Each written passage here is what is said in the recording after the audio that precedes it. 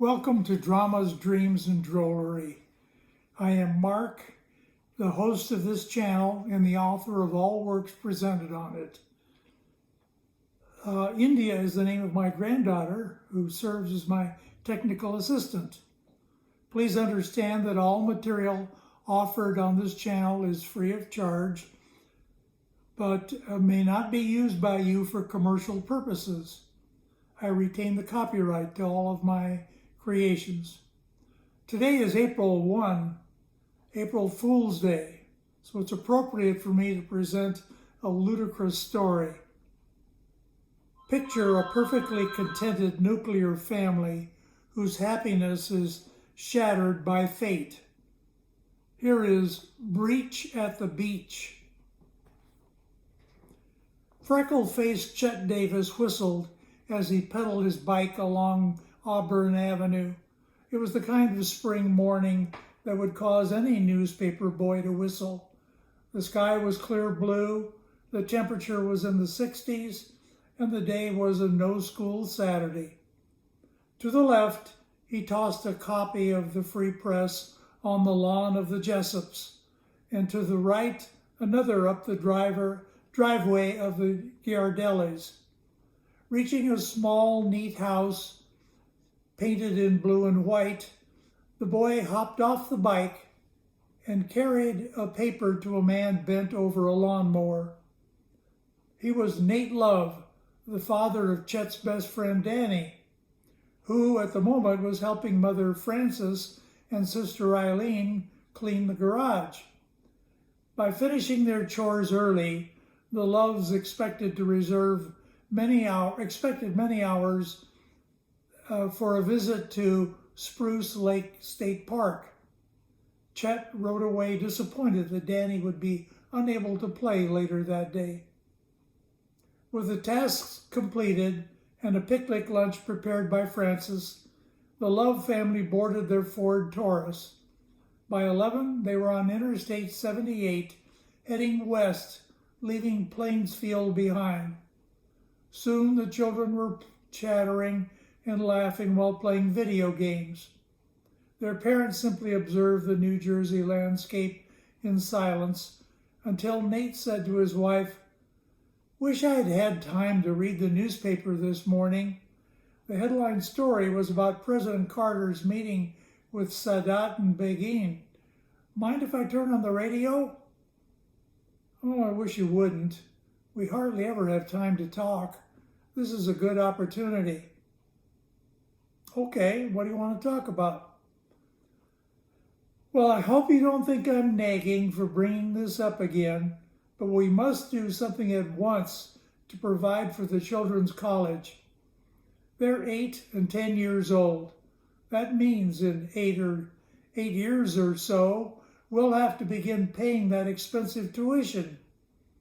Even if Danny and Eileen don't qualify for Princeton or some other first-tier university, we still will need lots of money. And now that my mother is coming to live with us, we'll need even more.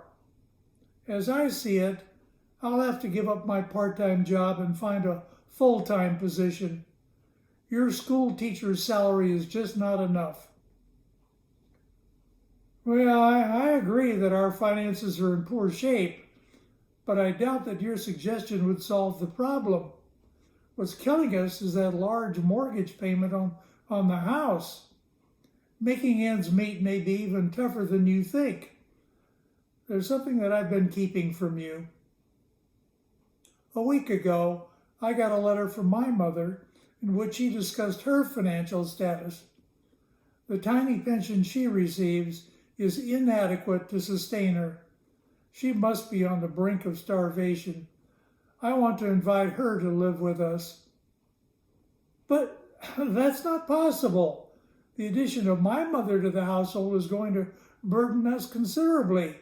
We couldn't provide for your mother, too." "Oh, come on now. How could we support your mother but not mine?" There was a moment of silence. Then Frances said, "I suppose you're right. But that's an additional reason why I need to secure a full-time job. I'm going to start looking Monday. Nate didn't want his wife to work full time. He had argued against the idea in the past, but there appeared to be no other solution to their financial distress. No further discussion of the issue took place for the remainder of the day. The family enjoyed their time at the park, feeding squirrels and ducks, playing frisbee, and paddling a rented rowboat. They returned home about 10 p.m. The tired children had fallen asleep, so Mom and Dad had to carry them into the house. Nate and Frances agreed to skip church on Sunday in order to sleep late. After closing the garage door and turning off the exterior lights, Nate checked the mailbox. Among the bills and advertisements was a notice from the post office concerning a registered letter that the carrier had been unable to deliver.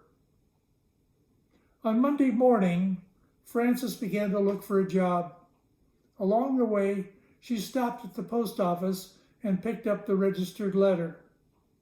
Addressed to Nathaniel Love, it had been mailed from a law firm in San Diego. Frances was quite curious about the missive. She speculated that it concerned her mother-in-law, Monique, who had been living in Los Angeles for the past 5 years. But what legal matter might be involved? Despite her curiosity, she did not open the letter. At home, she put it on the entry table for Nate to find later. Frances was preparing lasagna at 5 when her husband arrived. Passing through the front door, the father of the family greeted his children, who were so absorbed with the television program that they scarcely noticed him. In the kitchen, he gave his wife a kiss. She said, "Did you see the registered letter on the entry table?" Nate replied, "No." As he went to fetch it, Frances remarked, It's from a law firm in San Diego." This statement made her husband fear bad news regarding his mother. He opened the letter with apprehension. "Dear Sir, I have important information for you. Some is tragic and some is wonderful. The significance and complexity of the message cannot be communicated properly by telephone or written correspondence. Therefore, I strongly advise you to appear in our offices at your convenience sometime within the next 10 days.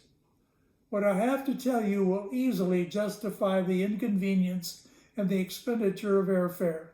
Sincerely yours, Harold Withers, Attorney at Law."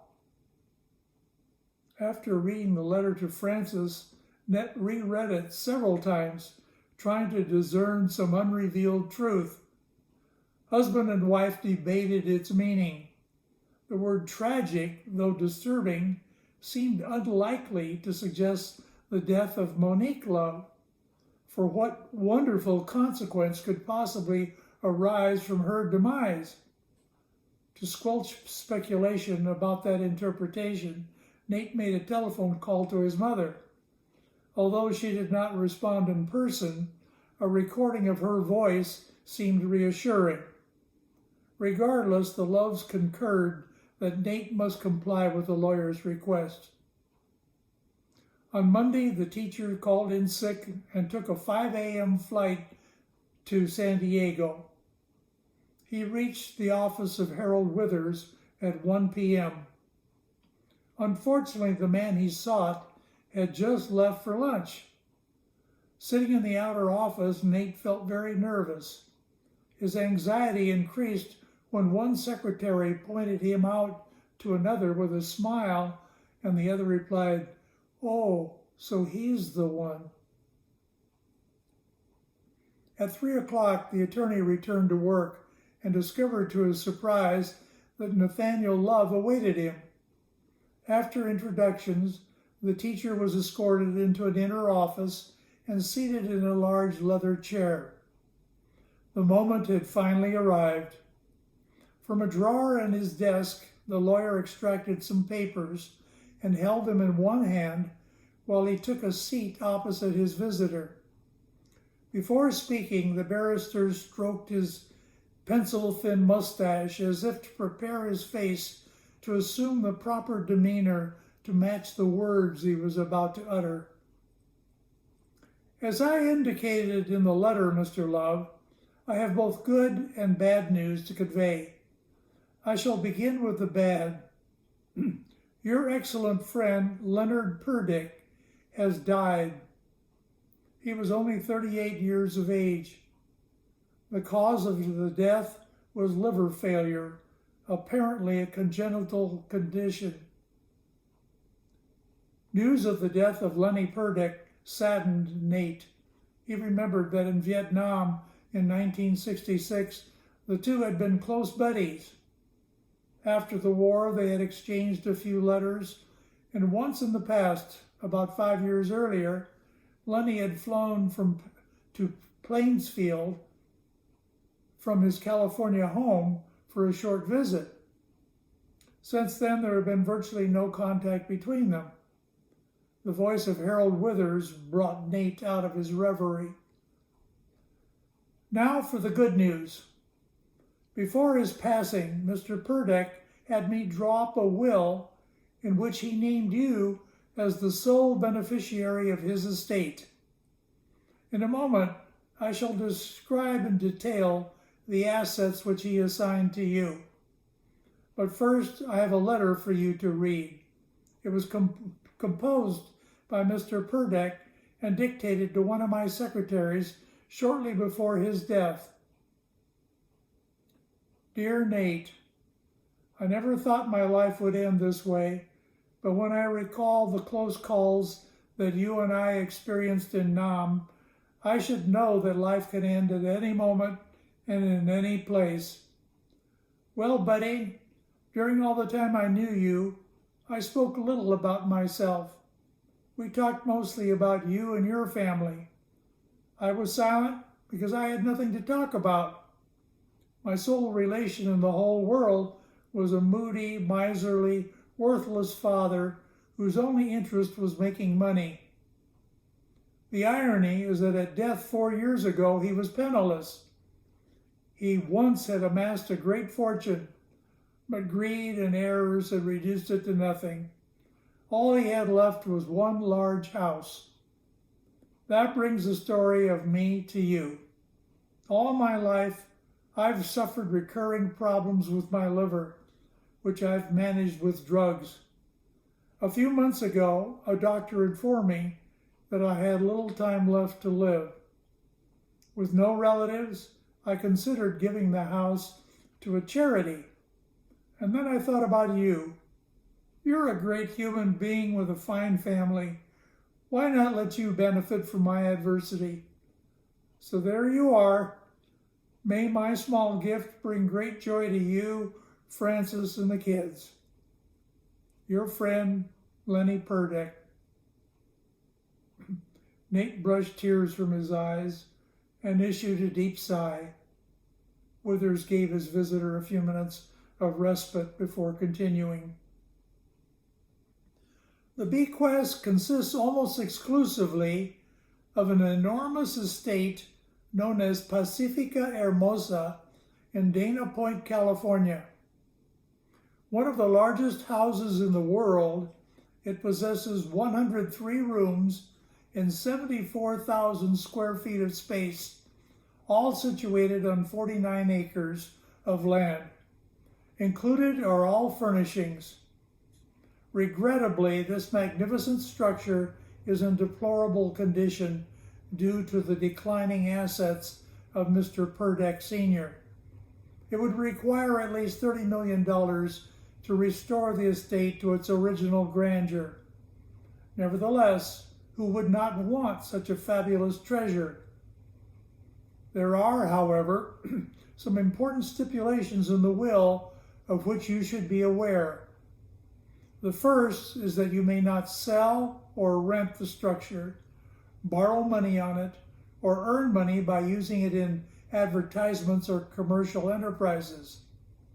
A second condition is that you must allow your parents and in-laws to reside in the house if they choose to do that. A final provision requires my firm to make periodic investigations to ensure that you are complying with the first two stipulations. If we find that you are not, ownership of the entire estate will pass to the charity which Mr. Purdeck originally selected, the Bird Feeders Society of America. Perhaps I should warn you that taxes, insurance, and maintenance of such a property is substantial. Aside from the house and land, the net value of the other assets you inherit is negligible. Therefore, you will have a significant financial burden to bear on your own. Nate was in a state of shock. Never had he pictured Lenny as a wealthy man. Now, through his friend's generosity, he was about to become a king. On the plane east, Nate weighed the pros and cons of accepting the gift. The decision seemed easy. From the lawyer's presentation, it appeared clear that he would still have to work, and probably Frances too, but they were already facing that prospect in New Jersey. Strange that Lenny would require him to house his mother and mother-in-law, but he and Frances had planned to do that anyway. What incredible timing for this windfall. It was manna from heaven. Frances concurred that with her husband's analysis of the bequest. The small equity in their Plainsfield house and the crushing burden of the mortgage payments made going to California a worthy gamble and an exciting prospect.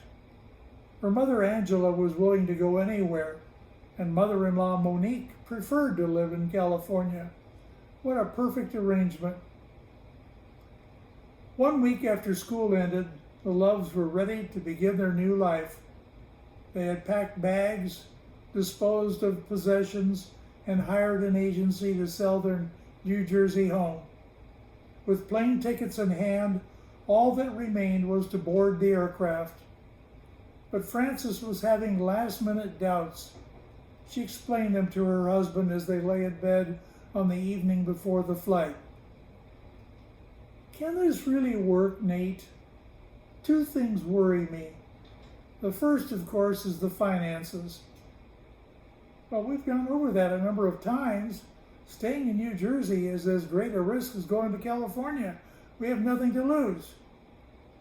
I'm not so sure about that, especially if I get a full-time job.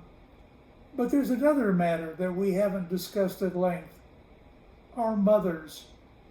They're so different from one another. Will they be happy? Can we all live together in harmony? Well, I agree that they are dissimilar in many respects, but are their differences so great that they can't live in peace? I don't know. Consider the facts for a moment. My mother, Angela, grew up in a privileged conservative household. Her father was a banker, a staunch Republican, and a graduate of Princeton. Your mother, Monique, grew up fatherless in a tough Bronx neighborhood and was dragged from stage door to stage door by an alcoholic mother who aspired to stardom. Although my mother failed to complete college, she did attend Rutgers for a couple of years, and she is strongly devoted to cultural affairs. Your mother scarcely attended school, but somewhere she acquired a marked liberal bent, never quite becoming a star. Like most theatrical people, your mother likes to imbibe now and then.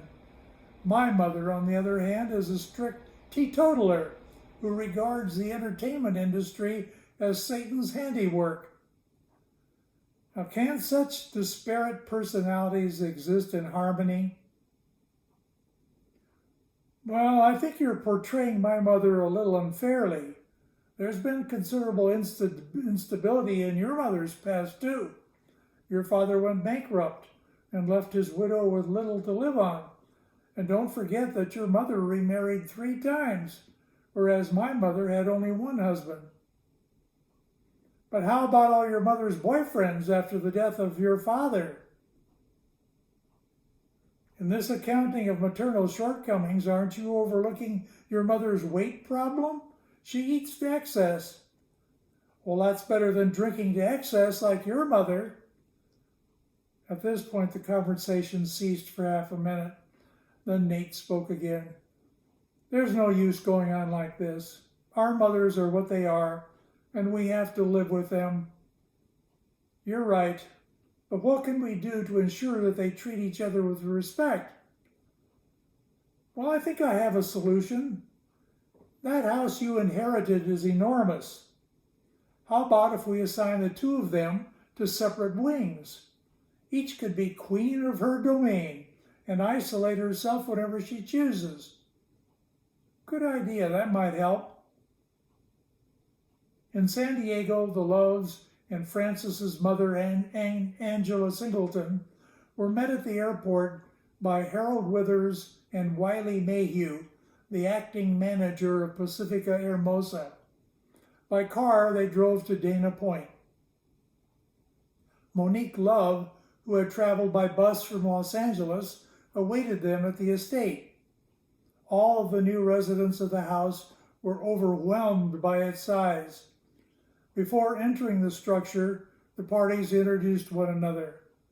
Monique, who had been unable to attend her son's wedding, had never met Angela Singleton. Shaking hands, the two women eyed each other suspiciously, and although few words were exchanged, each felt an instant aversion towards the other. At the suggestion of Harold Withers, Wiley Mayhew conducted an abbreviated tour of the property. Using blueprints which the attorney had mailed to them in New Jersey, the Loves, while in Plainsfield, had assigned areas of the house to their mothers.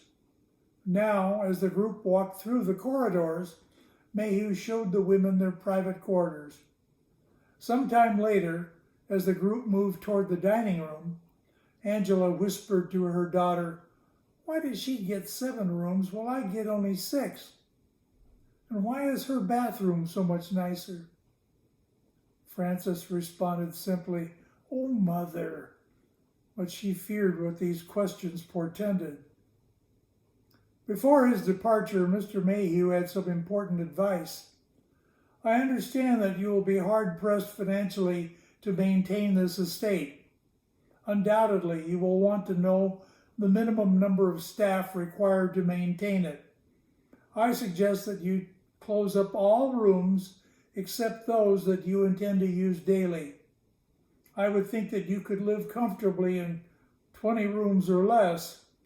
If you were to do that, maintenance would still require a full-time cleaning lady, a gardener, and a cook." That afternoon, while the rest of the family toured Pacifica Hermosa at their leisure, Nate and Francis sat down in the library to discuss their plans. They quickly embraced the downsizing arrangement suggested by Mr. Mayhew. To preserve the peace, they decided not to alter the commitments made to their mothers. Those 13 rooms would remain open. For themselves and their children, they would reserve 3 bedrooms and 2 baths. The only active common areas would be the reception room, the recreation room, the dining room, the kitchen, an additional bathroom, and the library. Nate and Francis then compared their income and expenses. The balance was unfavorable. Even with salaries from 2 full-time jobs, they could not afford to pay 3 employees, taxes, insurance, and family living costs. College was a luxury completely out of the question. Expenses must be slashed severely. They would have to assume responsibility for cooking and gardening. At best, they could hire a cleaning lady. Taxes were unavoidable, but insurance wasn't. The Loves would pray that fire and natural disasters would bypass them. With Spartan living, they might make it. That evening, the family gathered for the first meal in their new home.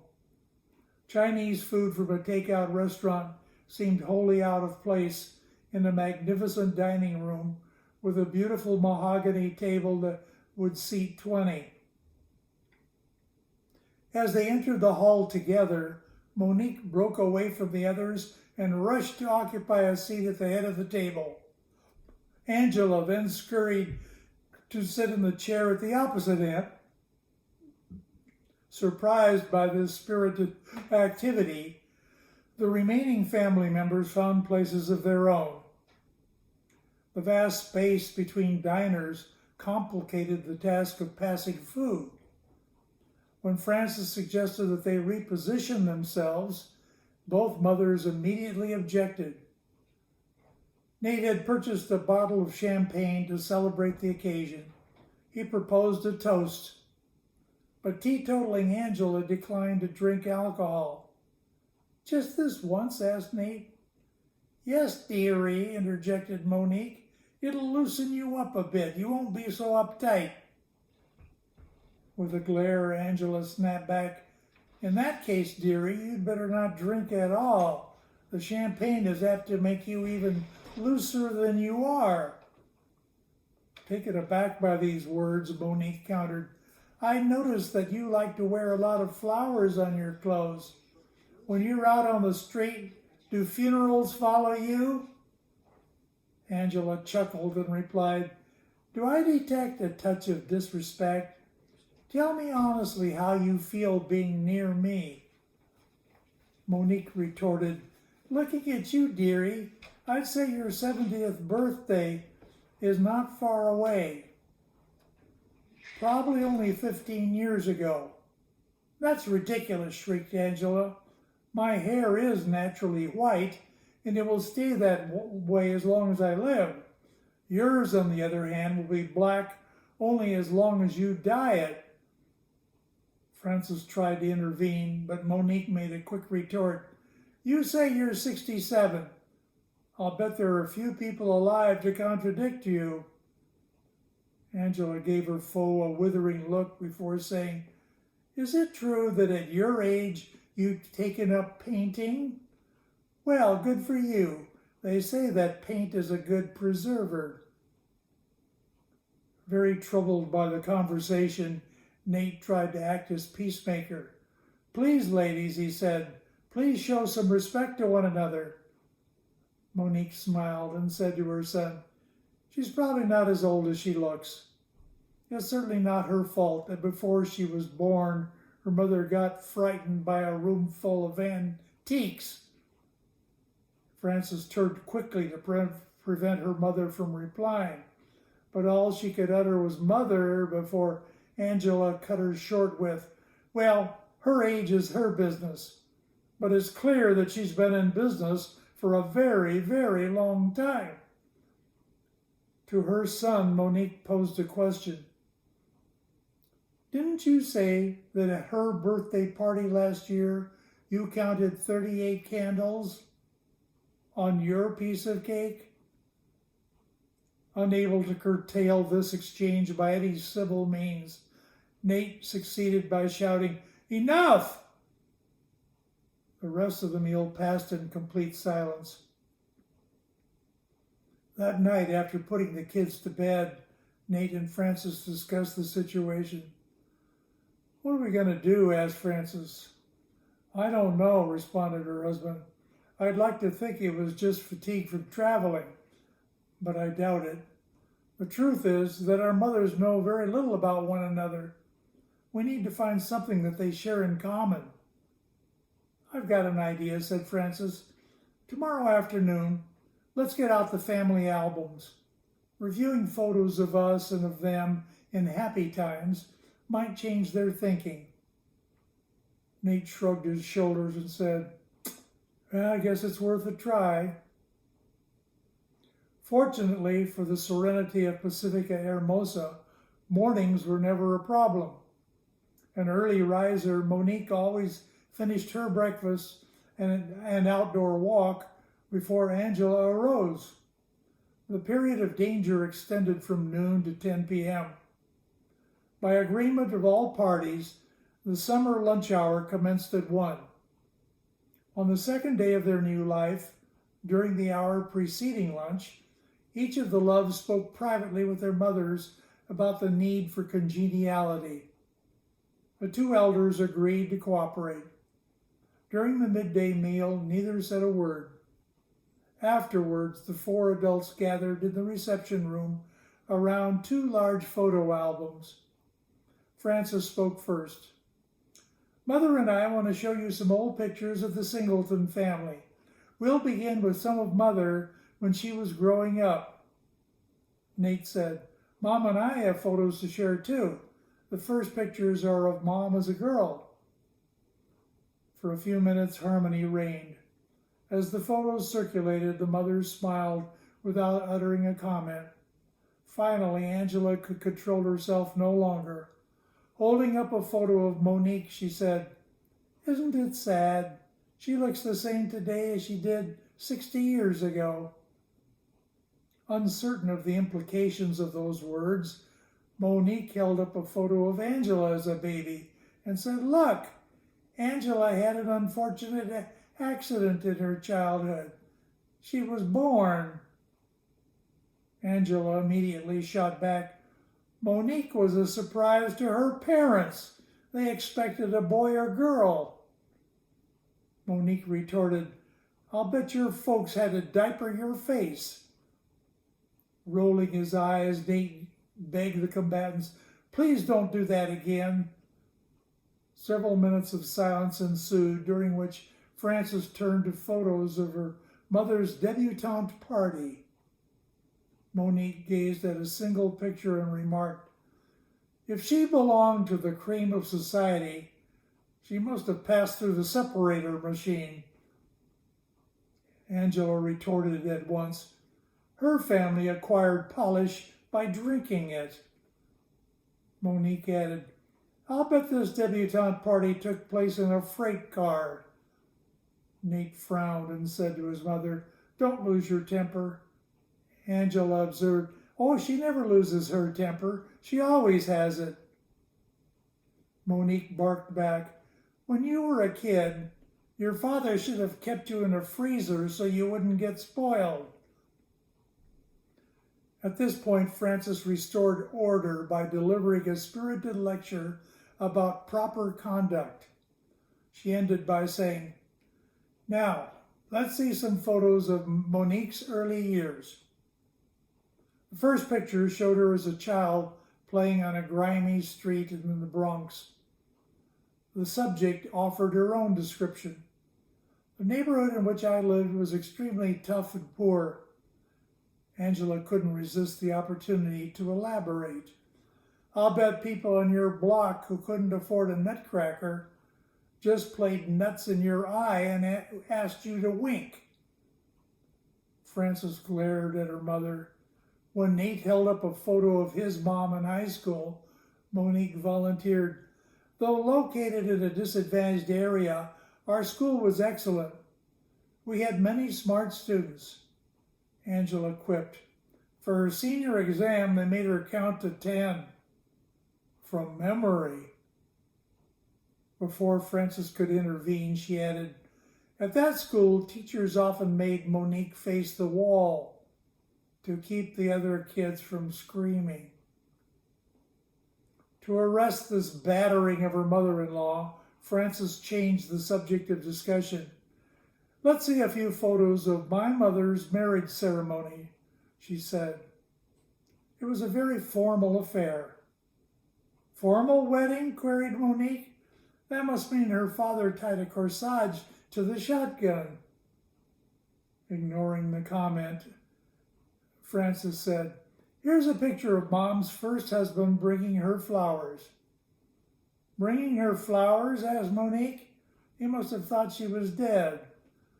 Speaking of death, is it true that he died in the electric chair? If so, I'll bet his last request to have some of his wife's home cooking so he'd feel more like dying. Following this remark, Nate slammed the photo album shut and asked the two women to go to their rooms. We'll bring dinner to you there, he added. That evening, Nate and Frances addressed the problem again. "This is intolerable," said Francis. "We can't go on like this." "What choice do we have?" asked Nate. "Have you forgotten the stipulation in the will that compels us to shelter our mothers? We have crossed the Rubicon. There's no going back to Jersey now. We've got to find a way to make this work." Francis said, "But we tried to find common ground with the photo albums, and we failed." Nate shook his head and said, "It doesn't matter. We'll just have to attack the problem from a different angle." Husband and wife stared at each other for a minute without speaking. Francis broke the silence. "We don't really understand the problem. Do you have any idea why they dislike each other so much?" "Beats me," replied Nate. "Why don't we find out? Tonight, instead of lecturing our mothers, let's let them tell us separately what they don't like. We'll listen carefully and compare notes later." Francis nodded and replied, "Okay, let's give it a try." To the delicate encounter with her mother that evening, Frances wore an outfit of which Angela was particularly fond. Into the room she carried a glass of warm milk. Before beginning to talk, she turned on the radio to a station playing soothing songs of yesteryear. Propped up in bed, reading a book, Angela anticipated another lecture. But her daughter talked only of pleasant matters, endeavoring to create a favorable ambiance for what was to follow. After 10 minutes of light chatter, Frances seized an opportunity to broach the subject. "Mother, I know you and Monique don't get along well, but neither Nate nor I can understand why. Would you tell me in your own words what there is that you dislike about her?" "Everything." Frances smiled and said, "Well, it can't be everything. Name some of the things to which you object the most. I promise to listen well and refrain from criticism." "Her appearance, for one thing." "Be specific." "She's so cold she has Arctic circles under her eyes." Frances smiled and remained silent. "She has thick black hair." "Yes, but she wears long sleeves, so it won't show." "As for the hair on her head, I think she washed it last night. I could see the laundry tag hanging out of it." "Now, Mother, that's not nice." "It's true." "What else?" "Have you noticed that she doesn't wear brassieres? Someone should tell her that communists invented them to uplift the masses. That'd probably fool her into wearing them." "Now, Mother, even though she lacks a formal education, Monique is not dumb." "Oh, no? I'll bet she thinks the president's cabinet is a place to store liquor." "We were talking about her appearance." "Well, how about that heavy makeup? To her husband, marrying her must have been like buying a used car. He didn't know what he was stuck with until the paint came off. And that attitude of hers.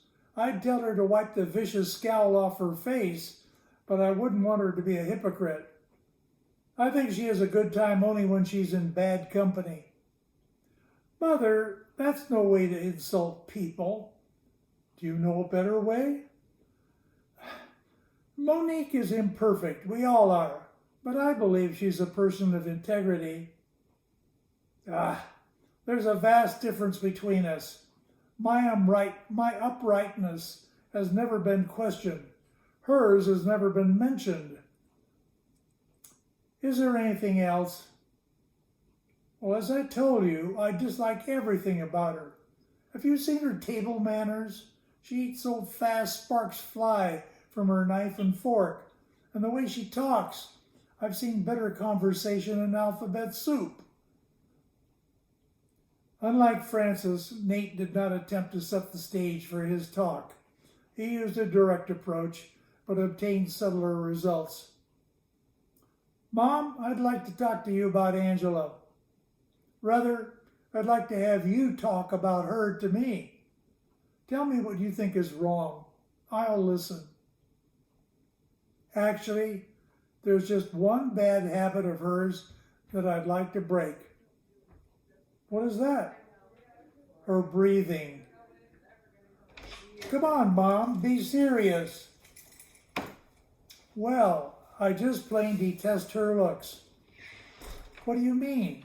I know she's overweight, but Frances says that when she was young, people encouraged her to try out for Miss America. Ha!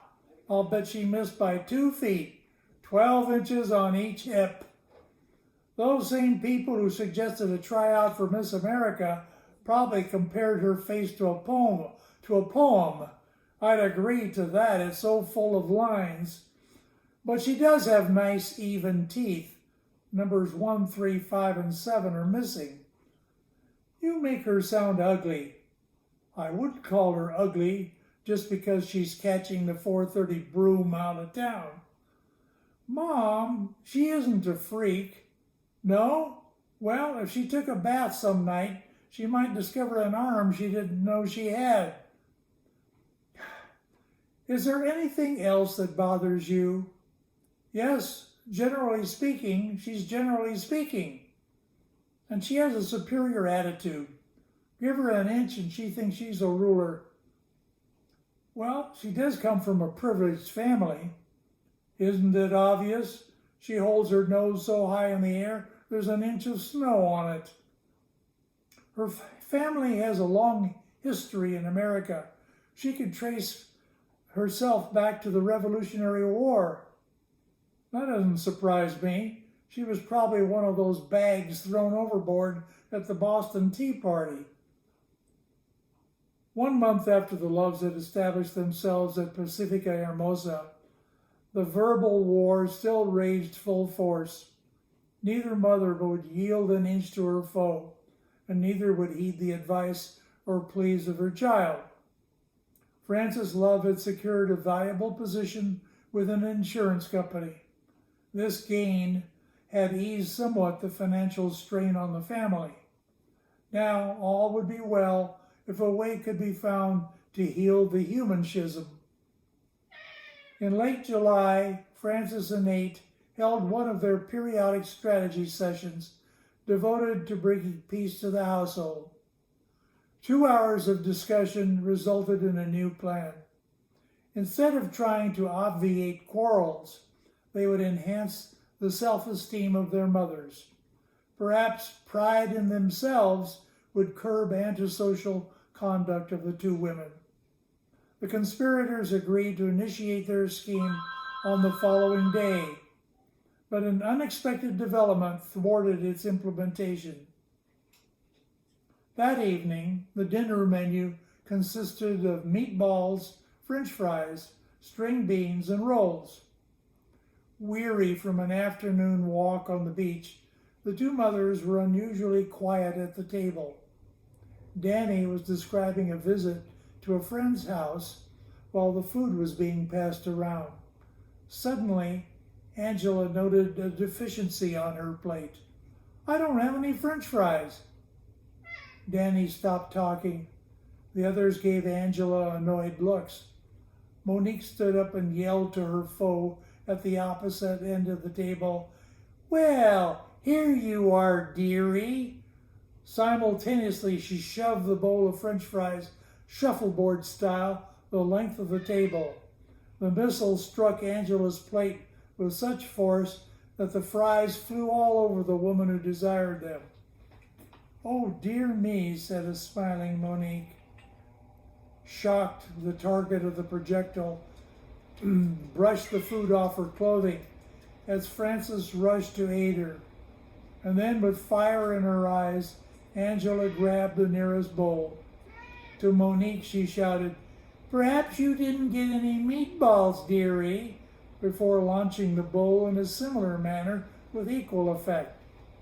Soon the 2 women were hurling beans, fries, rolls, and meatballs at one another as fast as possible. The war of words had evolved into a war of material objects. Nate and Frances soon put an end to this initial skirmish. Later that afternoon, husband and wife agreed to defer their latest plan. A cooling off period must precede any further attempts at reconciliation.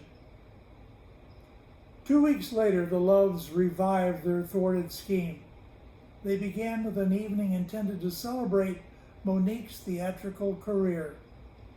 To underscore the significance of the event, they asked all in attendance to dress up for the occasion. Nate bought a huge cake. After a prime rib dinner, which passed without incident, the whole family assembled in the recreation room. Frances poured coffee for the adults and sodas for the kids. Then she served generous slices of cake. Angela declined the cake with a statement, "I don't think I should. I don't want to get any more cavities." At once Monique quipped, "Go ahead, dearie. You already have so many that you talk with an echo." Irate, Angela retorted, "Now that is the height of stupidity," which prompted Monique to say, "See how carelessly she uses words? What is the height of stupidity anyway?" Angela responded, "I couldn't answer that question. I don't know her height." Monique retorted, "Speaking of stupid, I understand she mailed her brother a birthday cake by express mail so that it would get to him before the candles burned out." At this point, Nate and Frances squelched the biting talk and refocused the conversation on Monique's career. Nate suggested, "Mom, why don't you tell us a little about your early days in New York?" After Monique had related 3 stories, Frances asked, "Did you ever get stage fright?" Unable to resist the opportunity, Angela said, "Only when she saw a mirror." Monique glared at her rival before responding, "All actors experience a little nervousness, but I was quite fortunate that anxiety never really marred one of my performances. If you check the record, you'll find that my acting tours were all successful." "That means she always outran the audiences," remarked Angela. Glowering, Monique faced her critic and cried to her, "Throw a cigarette down a manhole and step on it." Exasperated by the relentless discord, the Leaves pleaded with their mothers to behave in the spirit of the occasion. Frances reminded Angela that this evening was devoted to the career of Monique. "Do unto others as you would have them do unto you," she said. Angela nodded without saying a word. With both mothers subdued, Frances resumed the interview with Monique. "Did you ever have a show that failed?" "Of course, every actor has a few of those. My worst was 4 on the Road, directed by Kevin Overbrook." Angela asked, "Is that the one in which 4 rows of seats got up and walked out?" Frances glared at her mother before saying, "All in all, did you enjoy your acting career?" Monique responded, "Why, certainly. The theater is a part of me. I feel as though I could pick up today right where I left off." "Great. She's never done a thing in her life, and she's ready to stage a comeback," remarked Angela. Angered by this statement, Nate asked his mother-in-law, "Won't you give her credit for anything?" "Of course," replied Angela. "During the war, she laid so many eggs that she relieved a hen for active duty." Ignoring this insult, and Nate asked his mother, "If you were to return to the stage or films today, what would you like to do?" "I'd love to sing," said Monique, "but lacking that experience, I wouldn't know what to do with my hands." "You could put them over your mouth," volunteered Angela. Frances quickly asked the entertainer, "Did you ever sing professionally?" Monique replied, "During the war, I sang with groups entertaining the soldiers." Angela quipped, "Union or Confederate?" In a post-party critique, Frances and Nate embraced reality. They could do nothing to change their mothers. Yet under the terms of the Purdeck will, they must continue to house the 2 women in the same domicile. Minimizing the damage was the new goal. For the present, at least, they were holding their own on the financial front. Frances loved her job, her co-workers, and especially her boss, an elderly gentleman named Elson Ridgely. Summer ended, with Frances working full-time and Nate now returning to school. The Loves feared for their household during working hours. The problem was solved by involving the mothers in activities outside the home. Angela joined a club of bridge players, while Monique became coach of an amateur theatrical group. Each day, the two ladies returned to Pacifica Hermosa about the same hour as their children. At dinner one night in mid-November, Frances asked her husband for a favor. "Nate, would you mind if I invited my boss to our house for Thanksgiving dinner? He's a childless widower who lives by himself. I suspect he's lonely and would very much appreciate the company of others for the holiday." "Well, not at all. That's fine. What sort of person is he?" "Very easygoing and friendly. Handsome, too, for his age.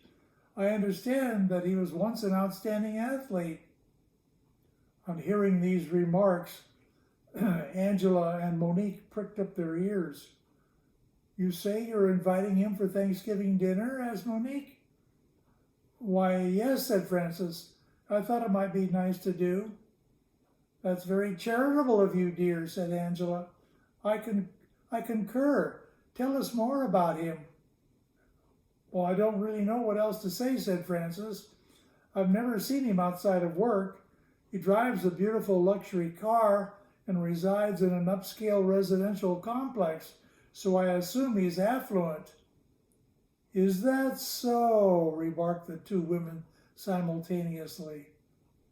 Angela glowered at Monique and then said to Frances, "When she was young, all she thought about was trapping boys. Now all she thinks about is trapping men."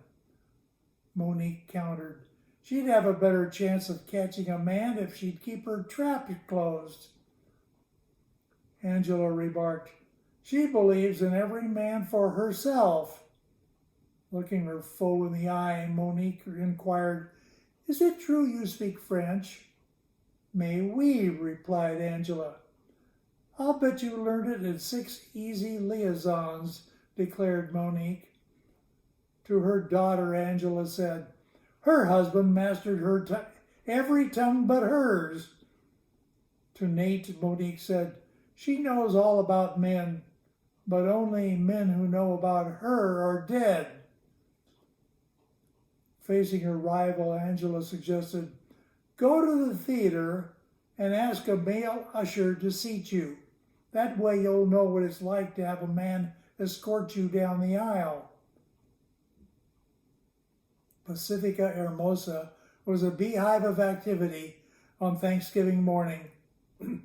Monique and Angela each spent over 3 hours preparing for the big event. The former wore high heels and black stretch pants, topped by a deep V-cut green blouse adorned with sequins.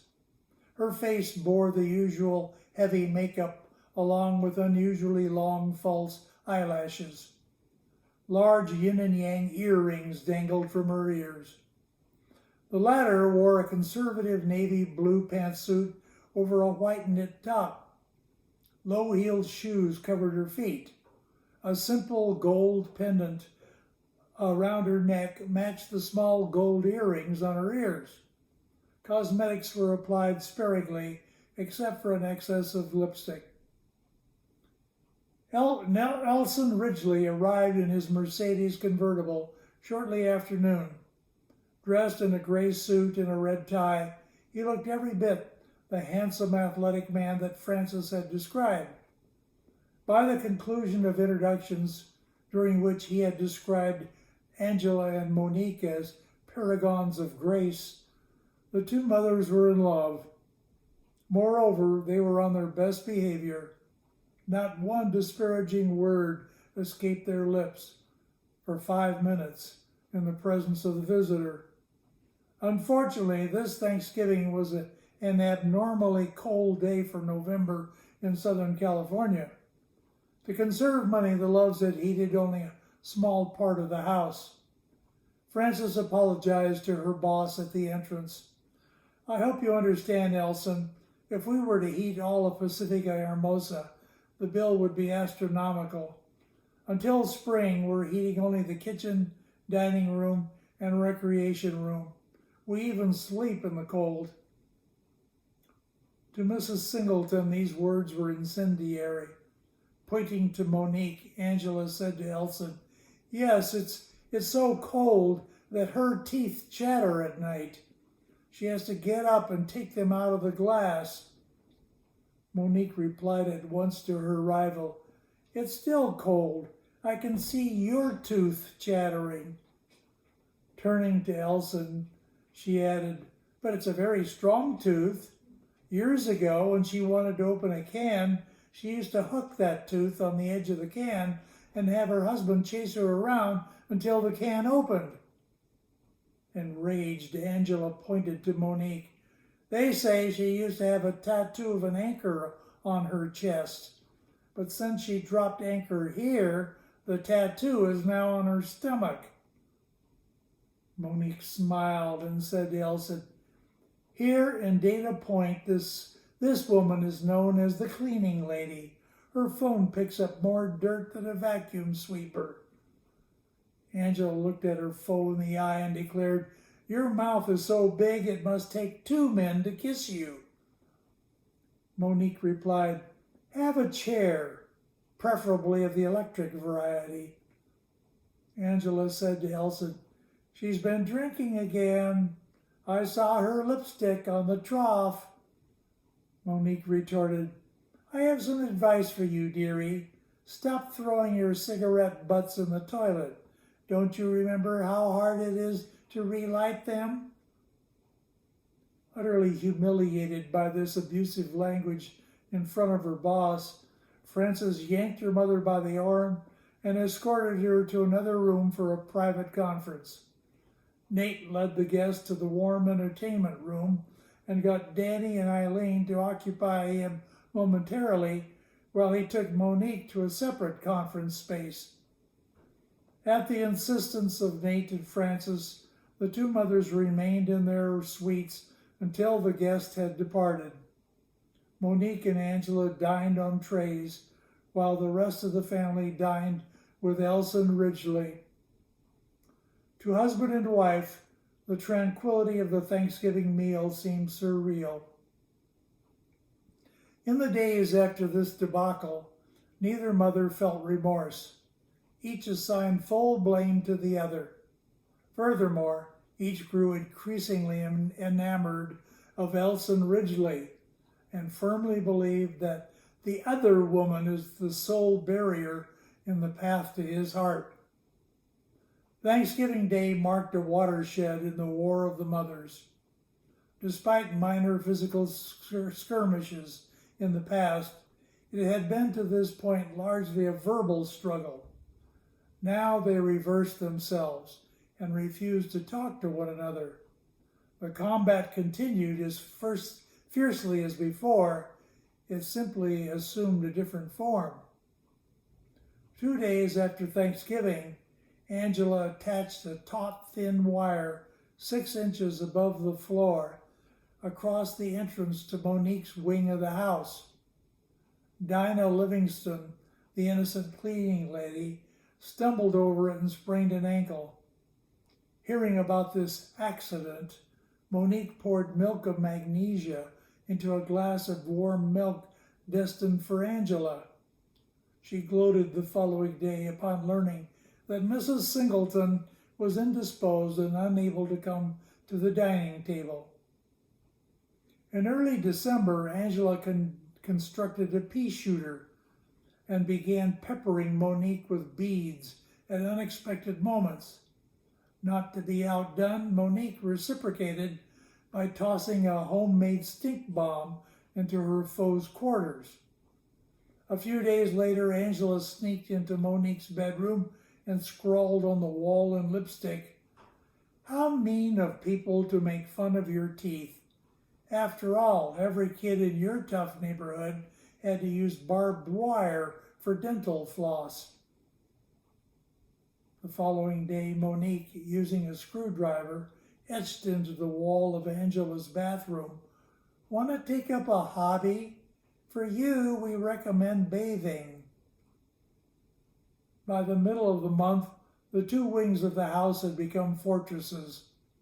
Both women had installed security systems with sensors and alarms, and both had stockpiles of weapons for defense.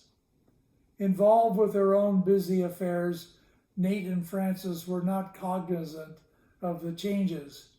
To them, the refusal of their mothers to communicate with one another marked an improvement over the exchange of diatribes. It seemed that the situation was better. 5 days before Christmas, the Loves purchased a holiday tree, which they and the children decorated that evening. The mothers were not allowed to participate for fear that they would use the ornaments as missiles. However, the next morning, while Monique, the early riser, was passing the tree in the darkness, a fiendish idea crossed her mind. Removing a few Yule twigs, she carried them to her room. There, she cut up a newspaper into strips, which she stuffed into a large metal container. Next, she broke the twigs into pieces and gave them. Then she cut up a newspaper into strips, which she stuffed into a large metal container. Next, she broke the twigs into pieces and laid them on top of the paper. Monique intended to give Angela a little Christmas cheer by lighting the paper so that the smoke would drift into her rival's quarters. As the terrified sleeper ran into the corridor, she would sing a verse of Deck the Halls. But the best laid plans half-gang awry, as Bobby Burns observed long ago. In the darkness, the matches would not ignite. After several unsuccessful attempts, Monique carried the container to a window through which passed a dim morning light. This time she was successful, much too successful. The flames of the paper began to burn the curtains around the window. Frantically, Monique pawed at the fire, but to no avail. Soon the flames spread to nearby objects. The woman had no choice but to sound the alarm. Fortunately, all the residents of the house escaped to safety. But the fire spread so rapidly through the structure that it did enormous damage even before the arrival of the firemen. By the time the conflagration had been contained, half the building was gone. Pacifica Hermosa was just a smoldering shell. Its inhabitants stood at the periphery, shivering with cold. Unnerved by their fortuitous escape, the two elder women were in tears. Through her sobs, Monique begged for forgiveness. Unaware that the disaster had resulted from a prank directed at her, Angela, for the first time, felt sympathy for her suffering rival. For a brief moment, the two women stared at each other, and then spontaneously they embraced. "I'm so sorry," said Angela. "I was wrong," said Monique. Frances and Nate were stunned, but pleased to see their mothers this way after so many failed attempts at reconciliation. This was a measure of compensation for the catastrophe. Still, even with joy in their hearts at this scene, the Love family faced the harsh reality that they were without a home. Lacking fire insurance, they could not expect reimbursement for the loss. They didn't even know where to sleep that night. At this moment of despair, a postman suddenly appeared at their side. "This is awful," he said, shaking his head in disbelief at the scene before him. "Are you the owners of this place?" "Yes," Nate responded dejectedly.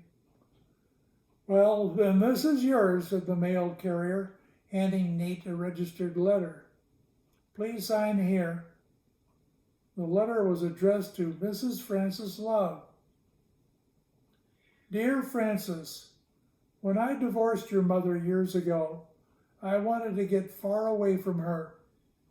Please believe me when I say I never wished to avoid you. You were always a sweet, wonderful child. I've always felt some guilt about abandoning you. Maybe I could atone for that in some degree now. For the last 30 years, I've had a very successful business in Atlanta, Georgia, but I did not remarry. Recently, doctors told me that I have only weeks to live. I've made a will which names you as sole beneficiary of my estate. Perhaps you'll be able to enjoy some of the comforts I neglected to provide you earlier in life. Among these amenities is a wonderful large house. With love, Gunther Fogarty. P.S. My bequest includes one small stipulation, that you take into your household my cousin Annabella. She can be a bit cantankerous, but I'm sure you'll manage. End of story.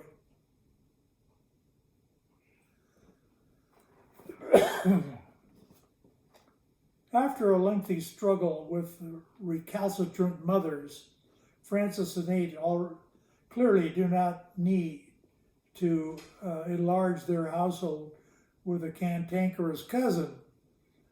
But that's sometimes how the ball falls in life. Next time, I'll have for you a more sober story. Until then, thanks for watching Dramas, Dreams, and Drollery.